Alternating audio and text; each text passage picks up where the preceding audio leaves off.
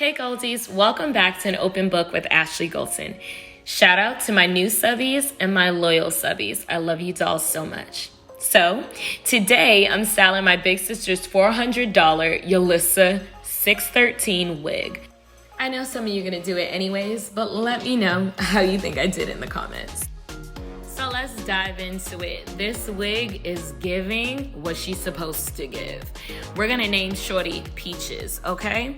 So as you can see, I used the water method, and what I decided to do was increase the length of the orange color on the wig. I also thought it was crucial to tint the roots of the blonde hair with the orange dye, just so it had like an ombre effect. So Peaches is in the works of looking flawless. What I had to say about Yolissa hair, one thing I really love, the wigs are always super thick. The hair does not get matted and dry. As long as you limit the amount of heat damage you apply to your wig, you should be able to maintain this Yolissa hair for a very long time. I do experience a lot of shedding when I'm flat ironing, curling, and styling the wig. So if I want to keep this one and hold on to it, the less heat damage that I apply to it, the better, long term. So I went to college in New York and I worked at Diesel on 5th Ave, and I met this beautiful girl with blonde hair. She was Asian and I loved her style just in general. She taught me all about the curling wands, and since then I've been hooked. You know, she did a good thing with trusting me, because this is exactly what she was looking for.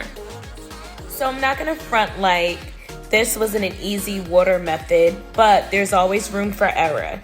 Also, if you know me, you know that my mother and my sister have been hairstylists forever. My mother, 30 to 40 plus years of hairstyling. I have been around that all my life. Because practice makes perfect, what I decided I'm going to do is continue dyeing hair for my loved ones, for myself.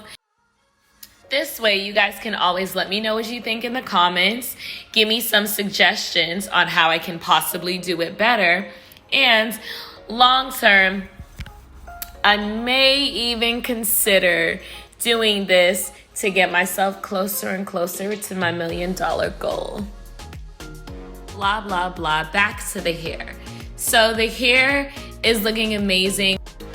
So Tammy is all smiles about her hair, and that makes me feel so good because it is definitely a process. I can't say it's a crazy one, but it was also a good time just seeing the transition, applying it, and learning so much. Let me know what you guys think. Thanks for watching.